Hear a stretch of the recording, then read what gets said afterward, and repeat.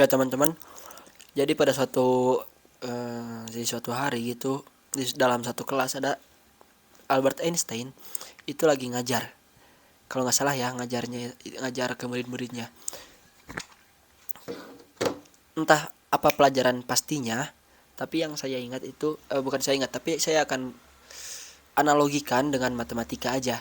Matematika karena itu mudah. Jadi kayak Einstein itu mengatakan bahwa bukan mengatakan, menulis di papan tulis dari nomor 1 sampai nomor 10, pertambahan 1 tambah 1 2, 2 tambah 2 4 gitu sampai nomor 10 beserta jawabannya, pertanyaan beserta jawabannya. Namun pas nomor 9 dia sengaja kasih salah jawabannya. Jadi 9 tambah 9 tuh ditulisnya 17. Padahal harusnya kan 18. Hingga akhirnya dikoreksi dong sama sama murid-muridnya. Pak, itu salah, Pak. Pak, itu harusnya 18, Pak.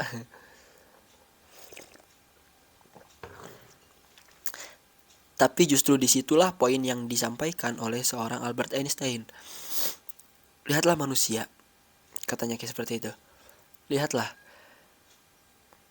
ada 9 pertanyaan yang saya jawab benar. Akan tetapi, kita hanya fokus pada satu kesalahan saja. Wow, wow, wow, wow, wow, wow, wow, wow, wow, wow. Setuju tidak setuju, tapi saya sekarang akan bukan membongkar juga sih, mengcounter teori Einstein yang tersebut, yang tadi itu. Jadi, menurut saya pribadi, ini opini saya pribadi ya, kita tidak perlu mengapresiasi hal-hal yang memang sudah seharusnya. Dan fungsi dari manusia adalah ya memang untuk manusia lainnya. Itulah pentingnya sosialisasi seperti itu. Saya ambil contoh, ada dalam satu tongkrongan.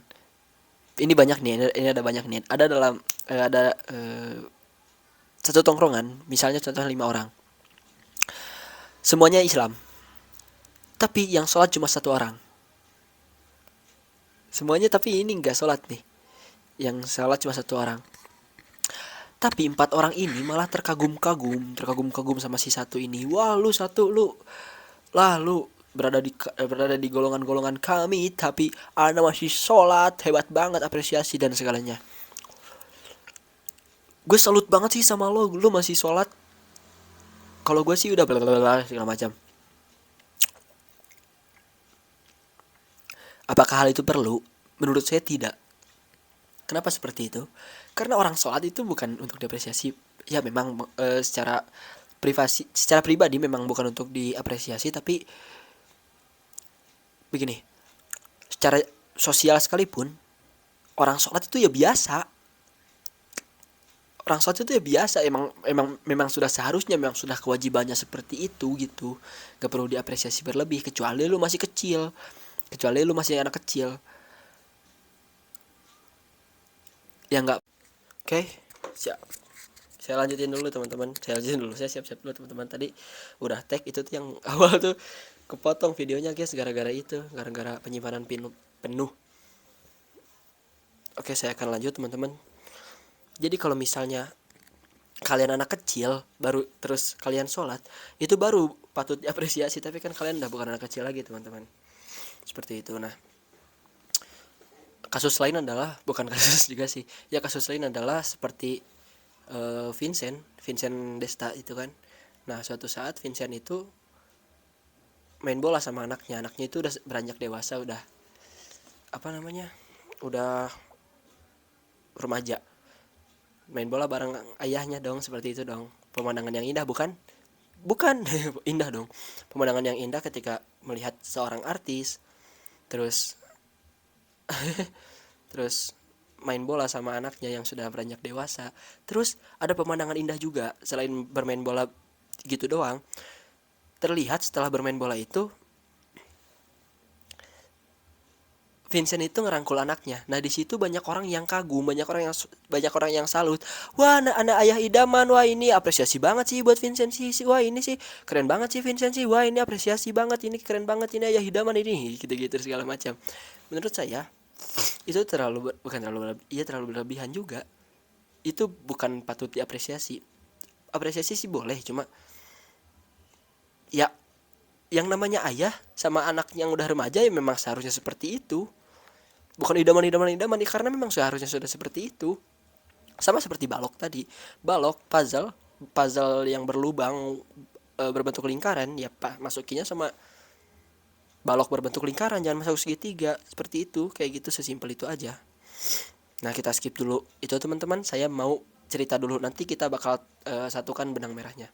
Bakal kita temukan benang merahnya dan satukan dengan cerita yang tadi. Saya ada kisah. Om saya udah minum lah jadi serak. Om saya pernah pakai motor ditabrak sama supir angkot, pakai angkot dari belakang jeder. Setelah itu supir angkotnya minta maaf ke ke om saya, katanya, "Pak, saya mengakui kesalahan saya itu lagi ngantuk dan saya capek. Karena ini kondisinya sore-sore, saya capek, saya sedang sakit dan harus kejar setoran." Kurang lebih seperti itu.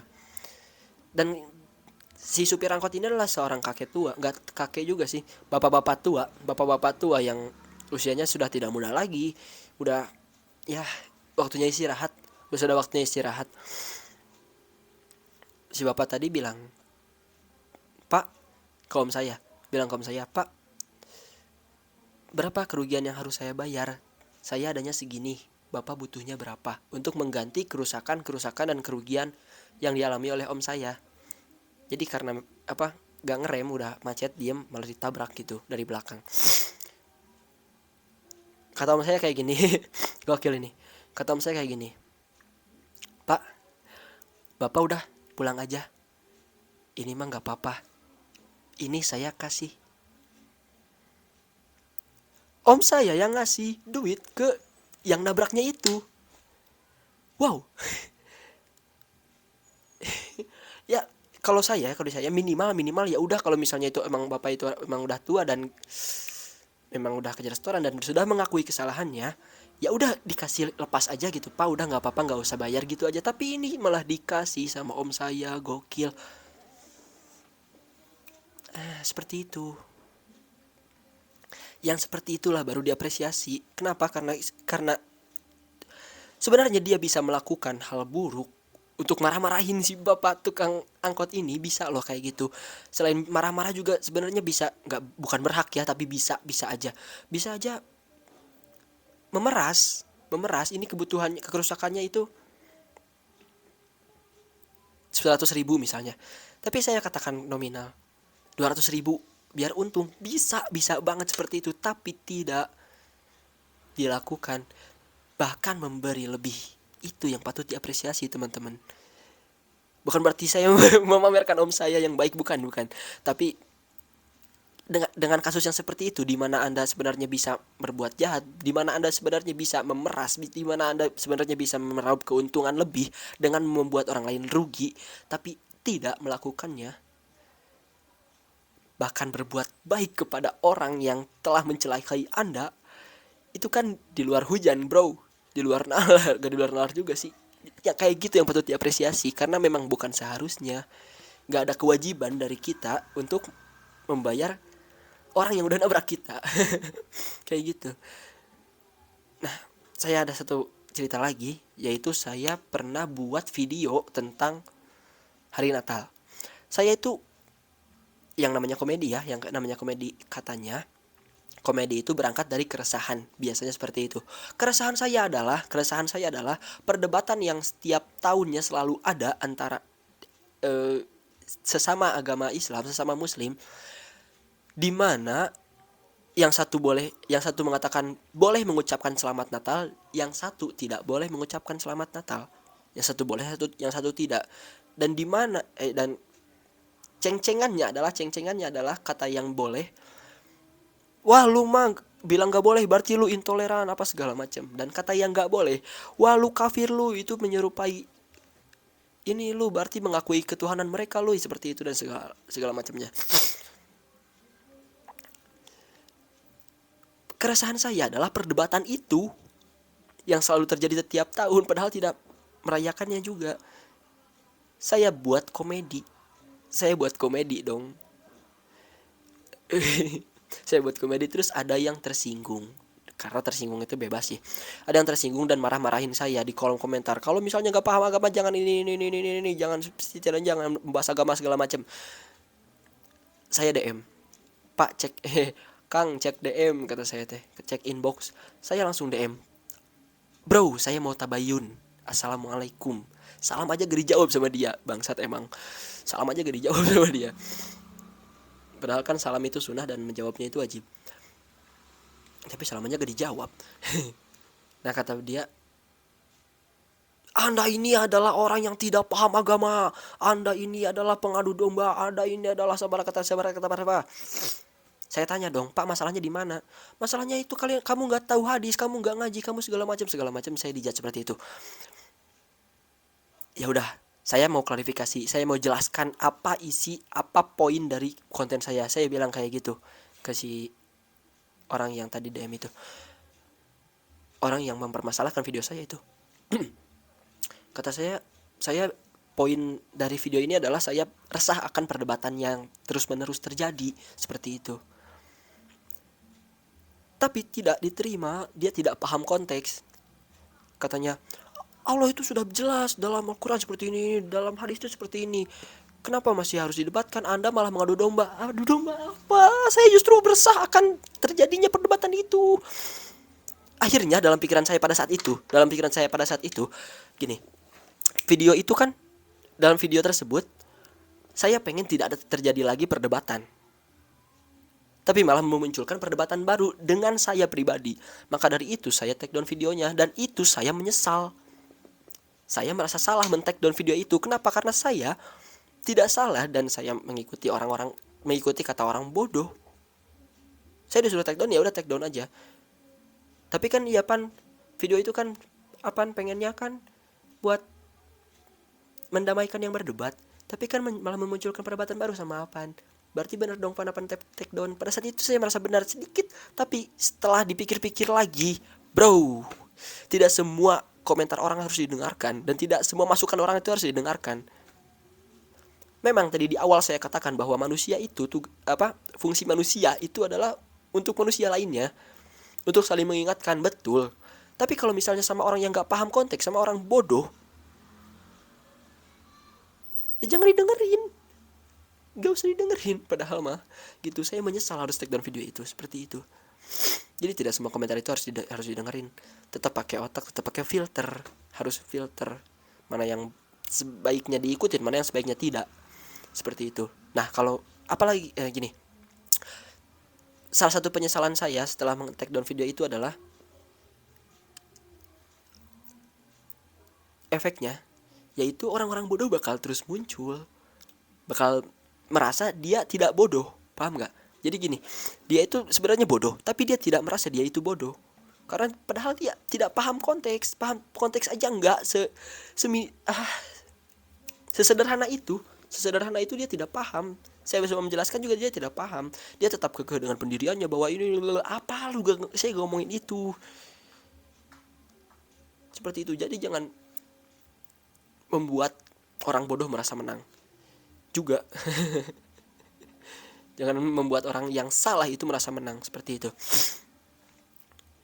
Jadi bukan hanya kesalahan yang perlu dikoreksi dan hal-hal yang seharusnya itu tidak perlu diapresiasi. Jadi bukan, dua poinnya ya.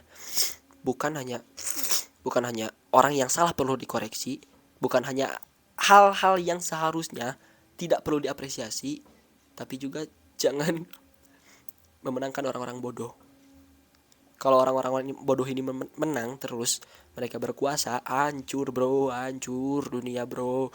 Bukan cuma dunia, Anda juga hancur, Anda juga bakal seperti itu. Jadi benang merahnya dari empat kisah tersebut itu manusia itu fungsinya, menurut saya pribadi, manusia itu fungsinya ya untuk manusia yang lainnya. Jika ada kebaikan yang sebenarnya memang seharusnya dia lakukan, seperti sholat, memang kewajiban, memang sudah seharusnya seperti itu, tidak perlu diapresiasi berlebihan. Akan tetapi jika kita memiliki kesempatan untuk berbuat buruk, tapi kita memilih untuk berbuat baik, Itu yang perlu diapresiasi. Padahal bisa loh kita itu mencerca orang lain, kita itu bisa loh buat marah-marah, kita itu bisa loh buat memeras harta mereka. Ada kesempatan itu tapi tidak kita lakukan. Itu yang perlu kita apresiasi. Makanya saya salut sama pemerintah yang gak korupsi, yang sebenarnya bisa untuk korupsi tapi mereka gak lakukan. Saya salut banget. Padahal peluangnya besar seperti itu.